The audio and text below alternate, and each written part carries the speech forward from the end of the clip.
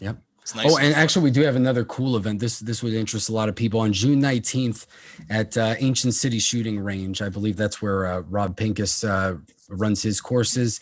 He and Guns for Everyone National are going to have the first annual Makers Match. So that's going to be a competition where people can bring their either 3D printed guns, or if they had 80% guns that they built out, or anything else like custom built guns, you can go and actually compete with your custom home built gun in a competition. So pretty awesome. June 19th is also National Train a Teacher Day too. So really? Yes, it is. And it's Juneteenth, obviously. Yeah, it's Juneteenth too. Yeah. Mm-hmm. I mean, you can't throw a dart at a calendar and not have a national this day, a holiday, and then a Rob Pincus event. That's kind of true. Meet the Pressers with Matt Mallory and Klint Macro. Brought to you by Public Safety and Education and the Trigger Pressers Union.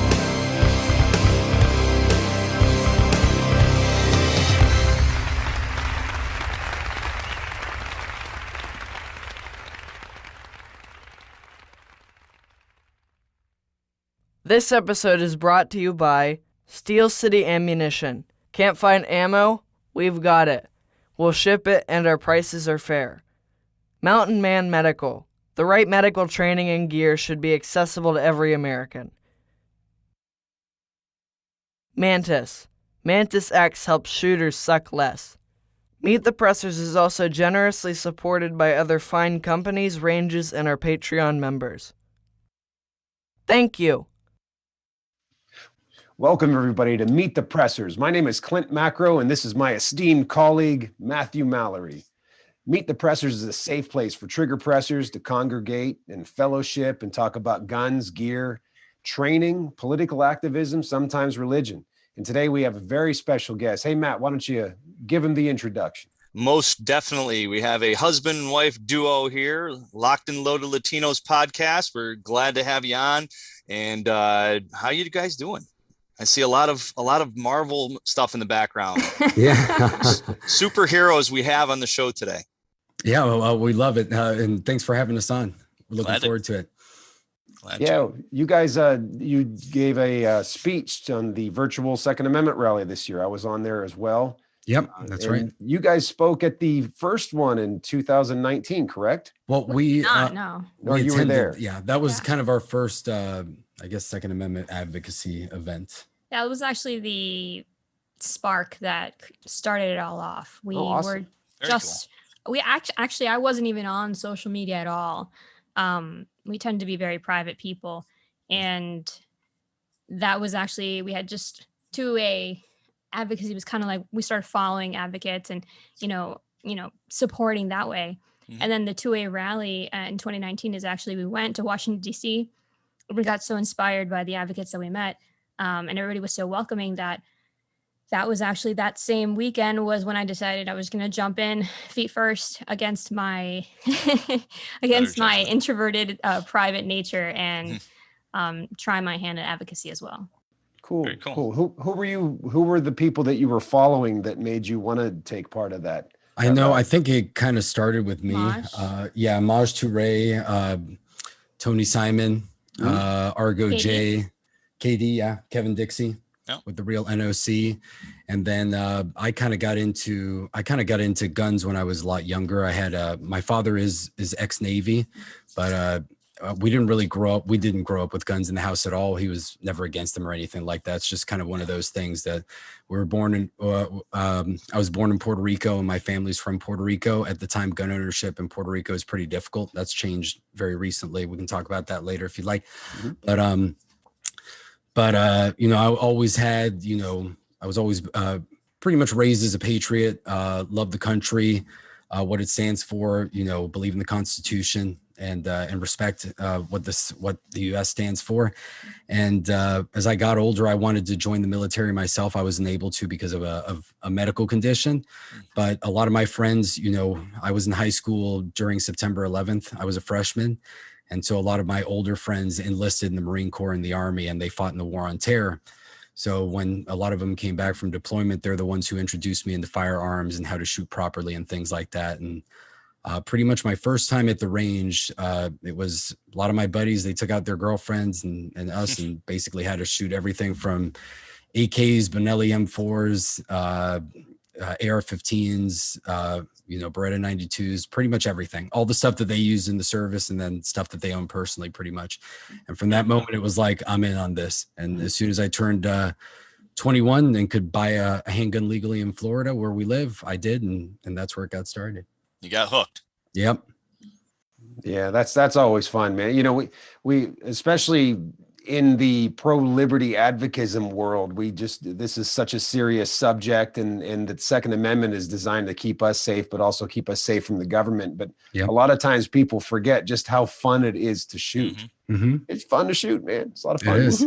And that's pretty much how we got started. It was more of a, I can defend myself. It's a right that I can, I have the right to keep and bear arms, but I was never really an advocate. And I think, there were casual gun owners. Yeah. It was a hobby. It was part, self-defense and, preparation, and other part, going to the range once a month for fun. He was part of the local pistol club just for fun. And then advocacy came around the time Parkland in South Florida, happened, and that kind of changed where we stood. And we had to take a really hard look at what we believed in. And, with the advent of red flag laws, we knew we had to take a stand. Yeah. And really what really was an even bigger catalyst, it wasn't just Parkland. Johanna was actually, a couple of blocks away the day that from the school, the day that it happened. So she's got a different, a more personal perspective than I do. We're only about 35 minutes away from the school as it is. And I drive past it when I'm visiting clients all the time. And really, it was just, obviously that was a tragedy. It was a huge failure of the government on essentially every level. Agreed. From the Broward Sheriff's Office all the way to, I believe even the FBI had leads on this guy. And, he'd had multiple interactions with law enforcement, so they knew who he was. So it kind of shouldn't have been a surprise that, something could have happened with him. But it really was the betrayal of the Republican Party in Florida that opened our eyes, and we realized, well, here's the party that supposedly stands for the Constitution and conservatism. And they're the ones that as soon as something happened, even though it's a horrible tragedy, it's clear that it was a failure of the system that was in place and not anything to do with the Second Amendment or guns or anything like that, besides the fact that that was the tool that he used to perpetrate his crime. So we kind of saw what happened. We saw that the GOP basically let us down. And we're like, well, geez, if the GOP is going to let us down, we obviously know the Democrats they've always done this. So we need to start, lighting a fire on them and getting involved. Yeah, the GOP has a tendency to do that very thing. Yep. Whichever way the wind's blowing the flag, right? Yeah, matter of fact, the red flag law, one of the big laws, the red flag laws that were introduced in Pennsylvania, which hasn't gained any headway, luckily, but it was written by Todd Stevens, who's a Republican. Yep. And so a lot of times too, voters will blindly vote for Republicans because they assume that they're pro-gun. Yep. And in fact, maybe they're not. I mean, there's not a whole lot of pro-gun Democrats left in the world. There are some, but most often people are going to just vote for that R because they think it's a pro-gun person. In fact, maybe they say, but maybe they don't do. It's like you go to the range, you see a shot on the target. That doesn't tell you anything. That's just one shot. It's a pattern of behavior we look for. And so when folks look at those voting records, man, they can tell for sure. But most gun owners they don't take the time to look that up and vet their kids out that well. I mean, you guys probably have it too, but I'll have people reach out to me and they'll ask me, well, who are you voting for? Who should I vote for? Well, it'd be easy for me to tell you who I'm going to vote for and who you should vote for in that sense. But I really, I know that if I don't at least give them some direction, that they're just going to probably just go and, vote whatever they hear on the news, which we know how that is, right? Now we have an added complexity of, did your vote actually vote for who you voted for? right? Yep. Yeah, riddle me that, Batman. But they found that not to be true, Klint. They found that not to be true. Well, remember, Time Magazine said that it was a cabal that fortified the election so that the correct results would occur, which means Orange Man Bad had to go. So, yeah, touche. Mm-hmm. So, speaking of that, with the Mandalorian hat in the background, what are your guys' views on the cancel culture and everything that's going on there, being a minority, and you know, being caught up in that? I mean, I'm too white to drink Coke now, I guess. So, well, we're pretty much against cancel culture, which a lot of people accuse us of partaking in if we say don't shop in a certain store because they don't support certain ideas. That's not the same thing as cancel culture at all. Mm-hmm. I think we saw cancel culture happen related to Latinos last year with the whole Goya product situation. And it just feels a little bit silly to try to destroy a company or a person because you don't like their ideas. And it's very scary.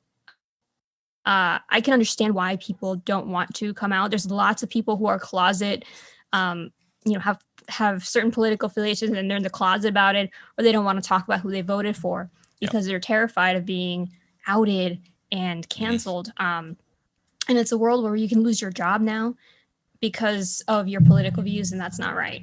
Mm-hmm. In reference to The Mandalorian, we are huge, as you can tell, Marvel fans, DC fans. We're big nerds. We're big geeks, gamers, Star Wars fans. And it's pretty funny that the Mandalorian helmet is, we had feelings about it. Rolando actually told me I could take it out and take some pictures shooting it. And I refused because he's like, oh, you can make a statement about what happened. And I said, no, I'm not going to taint my love of, what already was in terms of media. I still love The Mandalorian. Will I continue to support it? Absolutely not.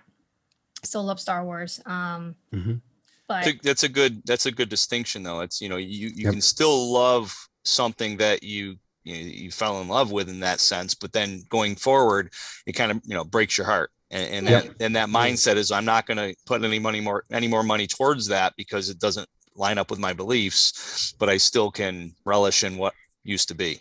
Yep. Exactly. I'm not going to go burn, my DVDs of the Avengers. And this is kind of something, one of the aspects, and I think what makes our show unique, at least what some of our listeners tell us, besides obviously that we're a Latin couple, we're married, and that's another unique thing that, there's not that many married couples that share their hobbies or do shows together. So that's another aspect that people like, because you get two different perspectives.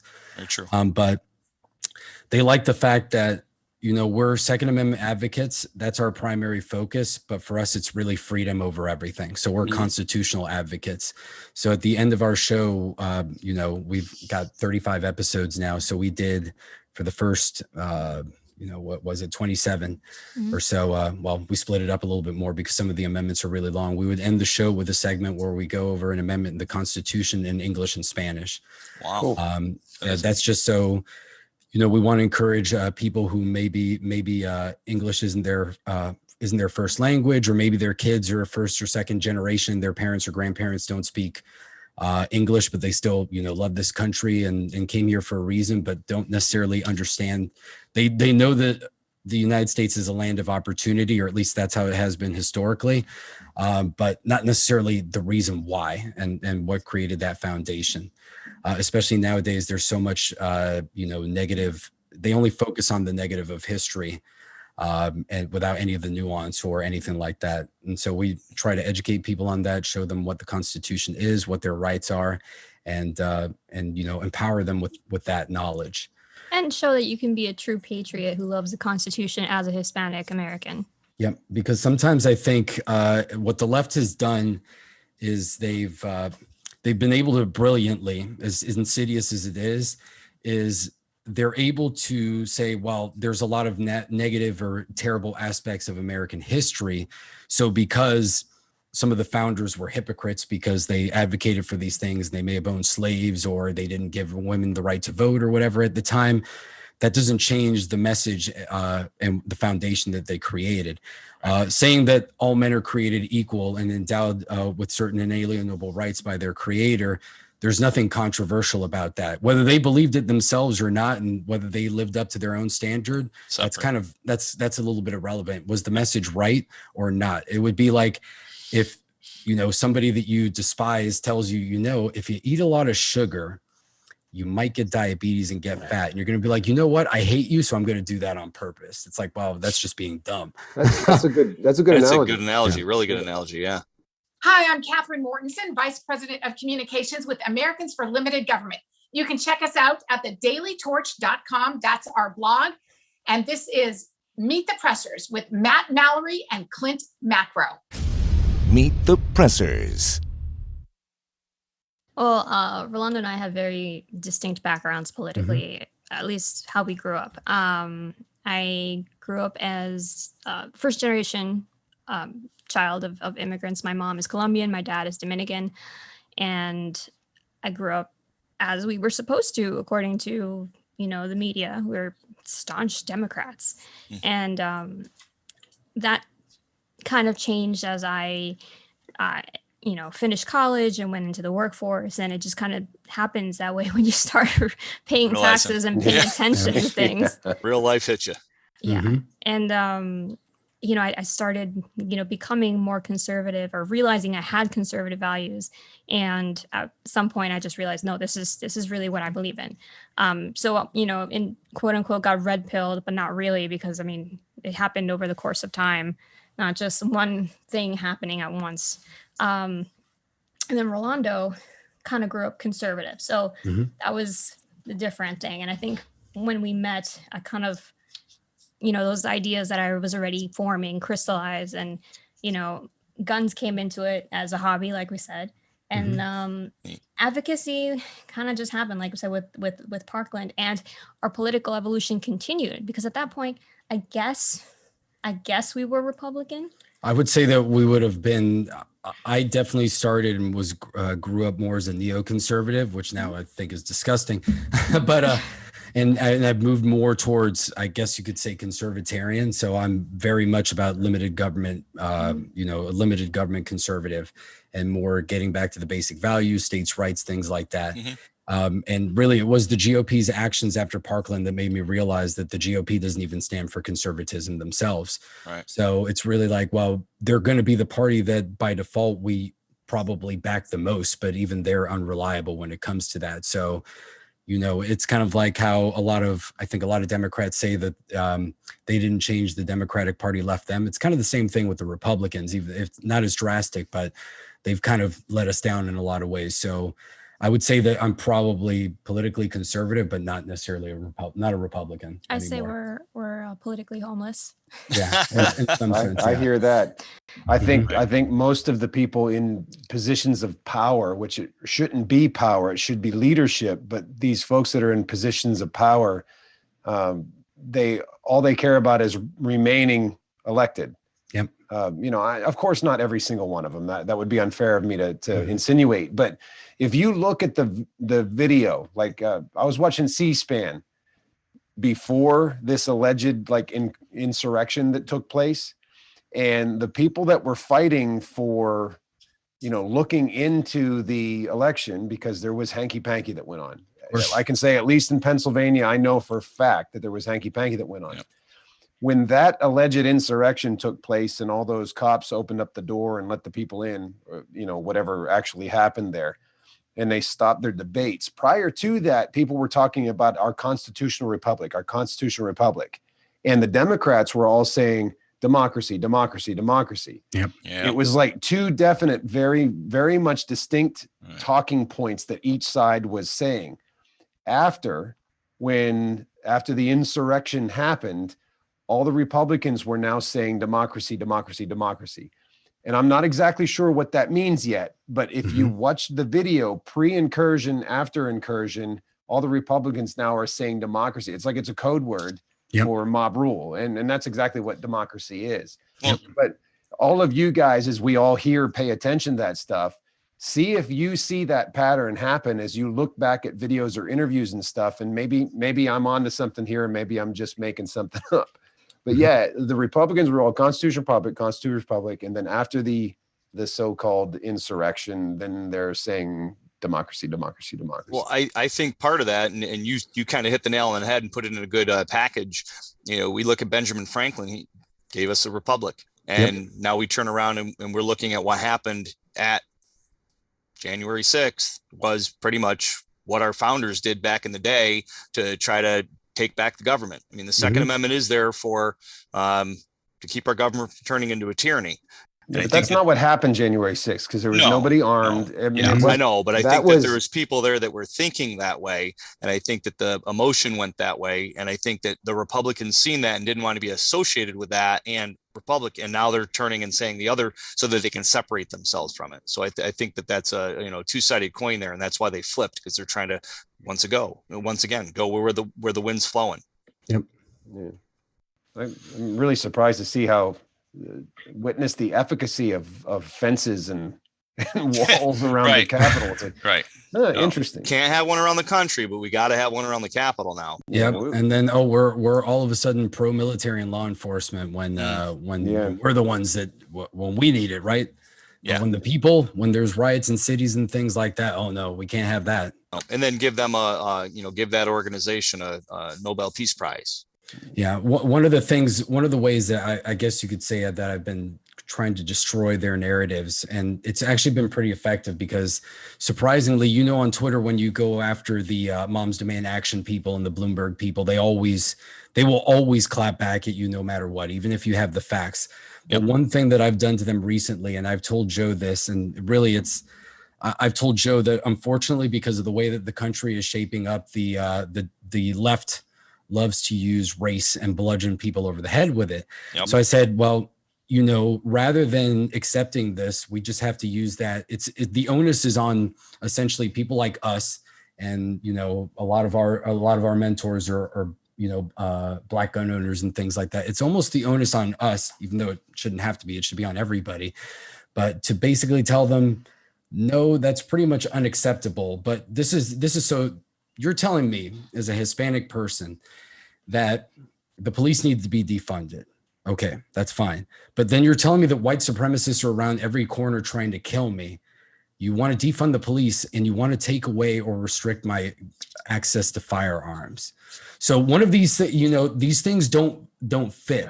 And I've been throwing that at them now, and they have no rebuttal for it whatsoever, because they know that they have to contradict one of their three pillars in order to do that. And they can't do it. So all they can do is not engage when you drop that bomb on them. Mm-hmm. And then when you throw in by the way, this is a Hispanic man who's telling you this. Yeah, and so you're trying to tell me how to dictate my life. It just causes a loop, and they can't do anything about it. And that's what I've said that we need to do. It's like, if they're going to play the race card, then we're going to play it. We're going to play it against them, but we're going to use facts, whereas they use lies and exploitations to do that. We'll just tell them the truth. I'd be like, sounds to me like you're the ones that are racist. And if we look back throughout history, every gun control law was essentially built on racism and classism. That's what it was. At first, it was obviously to prevent Black Americans and freed slaves to own firearms, because their former slave owners were like, well, man, we've owned these people for decades now. We can't let them have guns. They're going to want revenge. And then, we saw Saturday night specials were outlawed because they didn't want, again, minority communities to have access to affordable firearms. We saw we have to go to the Republicans, the Mulford Act. It was passed by Ronald Reagan. So even the king of conservatism, even he betrayed the Second Amendment. Yep. So we see a lot of these things throughout history, and they're inconvenient truths. People feel uncomfortable talking about them, but if you don't, then you're doomed to repeat them, or people will take advantage of it and they'll do it, and you'll be ignorant to, hey, they've tried this in the past and it was for these reasons. It is now.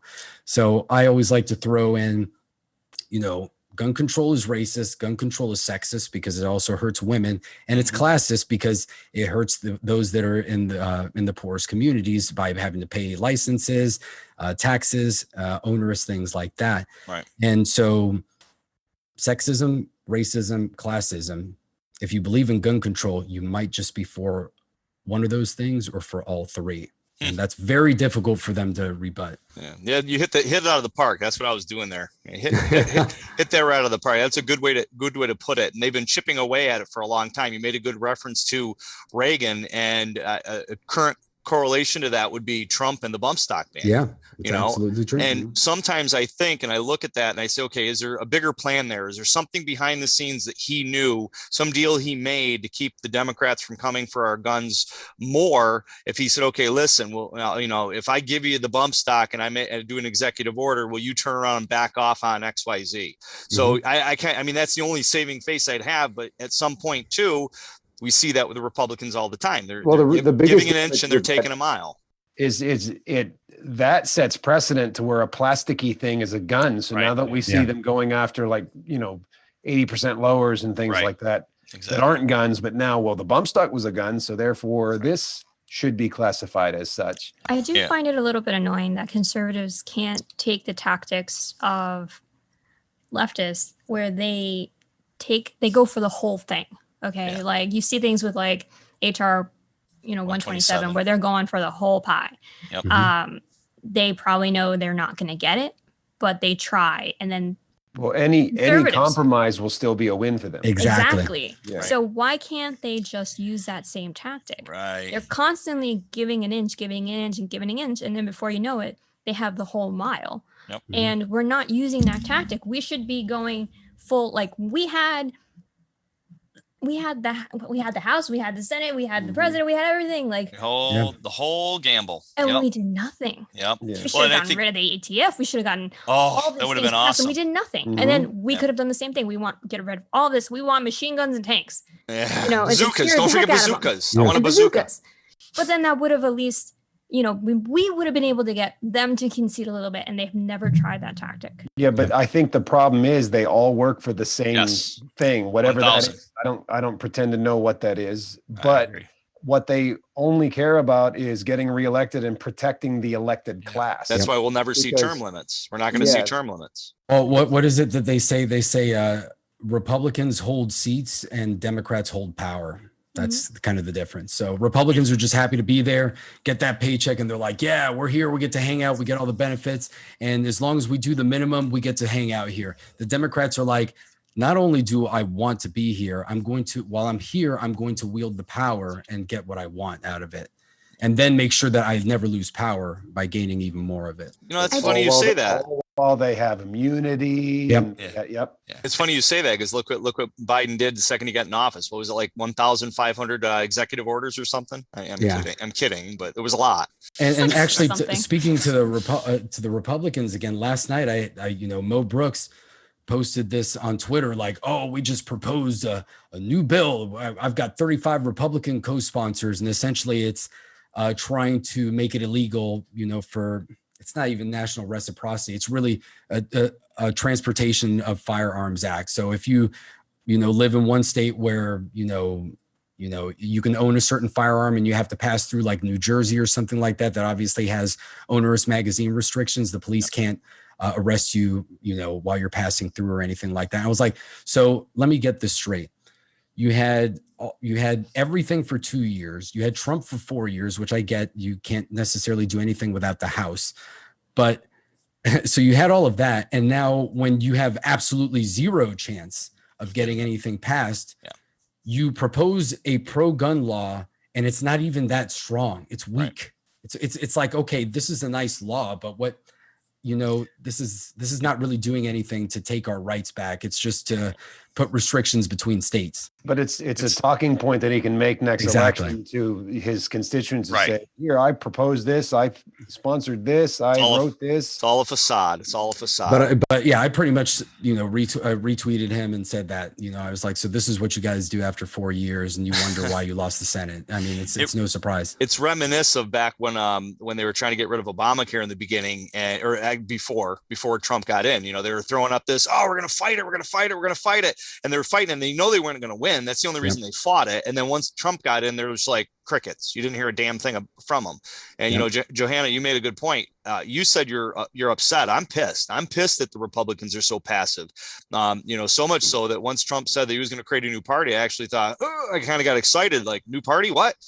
Because I've been a lifelong Republican. I voted, the first time I could vote was mail-in when I was in the Army, when I was down in basic training in Fort Sill, Oklahoma. I voted for Ross Perot. Because forget Bush. I wanted Perot. I wanted a businessman to run this country. I voted for Perot. I got a Perot bumper sticker on an old briefcase in my shed right now. Now I feel gypped. Now I feel gypped. I didn't get no bumper sticker. Yeah, they wouldn't let us have it in basic. Part of the way that we present ourselves, first of all, people usually never suspect that we would own guns, which, what does that mean anyway? Everybody owns guns. So every type of person, race, color, creed, owns guns. And, some of the people that you'd least expect have entire arsenals. So that's not really any way to judge. But of course, most people that aren't firearm owners in the community realize that. So that's why we go with all, the pop cultural stuff too. Sometimes we stream video games. We've got like an alternative show that we start doing called Guns and Gaming. We play video games and talk about stuff to try to, bring in the younger generation and encourage them to, learn about firearms, learn about their rights, learn about, guns can be fun, just got to be safe with them, and, introduce them to that. Because I feel like, despite everything that's going on, we obviously have higher gun ownership in this country than ever. And I think up until, I guess, the Obama presidency, and even during the Obama presidency, I feel like we were kind of in a golden age of gun ownership, just where you'd go on YouTube and you've got Coleon Noir, Demolition Ranch, Hickok, all these other people. And then, the people that we've interacted with, and they just started bringing a new generation into guns. And at first it was like, guns are cool and they're a lot of fun. That's Demo Ranch. Let's blow things up and have a lot of fun with guns and have a good time. And people were like, whoa, that's really cool. I didn't know you could do that. And it was legal. And then, Coleon Noir brought in, obviously, a Black American perspective. And he is a lawyer. And he brought in the advocacy side of it, along with showing that, hey, it's cool to own guns, and you can be Black or a minority and a professional and own firearms. And obviously he became, a national spokesman. And you saw a lot of women out there competing and showing off, from Diana Muller, Gabby Franco. As far as Hispanics, you saw shows like Top Shot and History and Tales of the Gun. I remember all of that. Like the late 2000s, early 2010s were huge. Guns were in pop culture.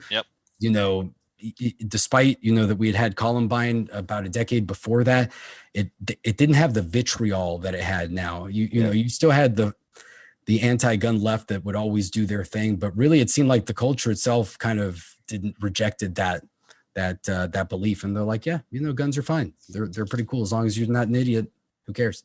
As educators, I've been seeing a lot of people over the last year, the post-COVID client, I call them, where we have folks that have decided to exercise their Second Amendment right and become armed. And then they seek out the training so they can be well regulated. So we're seeing a lot of people in our classes who were a year ago anti-gun. Have you been seeing more of that crowd like attach onto you and follow you? And how have you been approaching that new demographic? The post well, in IRL, in real life, I'm pretty vocal. I have like a sixth sense for picking out like people who would be, I like to plant little seeds, freedom seeds, as I like to call them, and watch them grow. Sometimes it takes years. I've turned a lot of my liberal friends into gun owners. We're still working on the liberal part, but it's a start.